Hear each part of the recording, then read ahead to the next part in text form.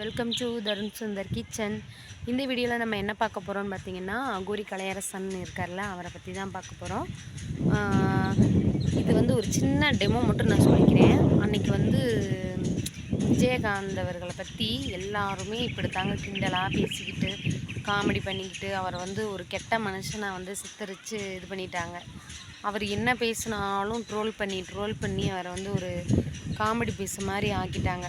பாவம், அந்த மனுஷன் இருக்கும்போது யாருக்கும் அருமை தெரில. இன்றைக்கி வந்து அவர் இறந்ததுக்கப்புறம் அவருக்கு வந்து எப்படி அவரை எல்லாரும் போய் பார்க்குறீங்க. அன்றைக்கி அவரை கெட்டவராக சொன்ன அதே மீடியாக்கள் எல்லாமே இன்றைக்கி அவரை வந்து சாரி, நாங்கள் பேசினது தப்பு தான், இன்றைக்கி அவர் நல்லவருங்கிற மாதிரி பேசுகிறீங்க. இதை எதுக்கு சொல்கிறேன் அப்படின்னு பார்த்தீங்கன்னா, இப்போ வந்து இந்த அகோரி கலையரசன் அவர் வந்து இருக்கார். அவர் வந்து நான் ஏற்கனவே ஒரு வீடியோவில் சொல்லிட்டேன், நிறைய மெடல்லாம் வாங்கியிருக்காரு. அவருக்கு ஏற்ற திறமைக்கு ஏற்ற வாய்ப்பு கிடைக்கல. மற்ற சாமியாருங்கள்லாம் இருக்கும்போது இவரை மட்டும் ஏன் ஒரு இது பண்ணுறாங்கன்னு தெரியல.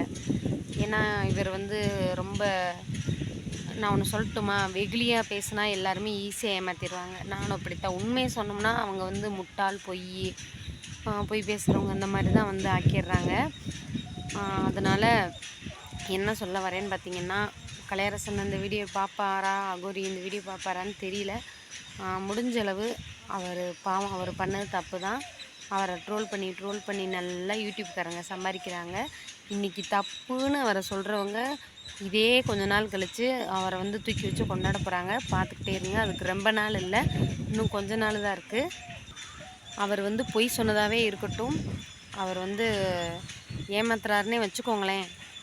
அவ்வளோதான், ஏமாத்திட்டாரு, சரி மன்னிப்பு கேட்டாருன்னு விட்டுக்கோங்க. ஏன் மறுபடியும் அதை ட்ரோல் பண்ணி கட்டெரும்பு சேனலில் பார்த்தா சரி பார்ட் 2 போடுங்க, பார்ட் 3 போடுங்கன்னு வருது. சரி அவ்வளோதான். அவங்கள அண்ணே, நீங்கள் வந்து உங்கள் இதுக்கு வருத்தப்படாதீங்க. கலையரசன் அகோரி அவர்களே, உங்களை வச்சு எல்லோரும் யூடியூபர்ஸ் எல்லாம் சம்பாதிக்கிறாங்கன்னு சந்தோஷப்பட்டுக்கோங்க. நம்ம புரட்சி கலைஞர் விஜயகாந்த் மாதிரி அவருங்கள மாதிரியே கொஞ்ச நாள் கழித்து உங்களையும் தப்பாக பேசின மீடியா, டிவி சேனல் எல்லாமே உங்களை வந்து தலையில் தூக்கி வச்சு கொண்டாட போகிறாங்க. ஃப்ரெண்ட்ஸ், இந்த வீடியோ பிடிச்சிருந்தா லைக் பண்ணுங்கள், ஷேர் பண்ணுங்கள், கமெண்ட் பண்ணுங்கள். தேங்க்யூ, பாய் பாய்.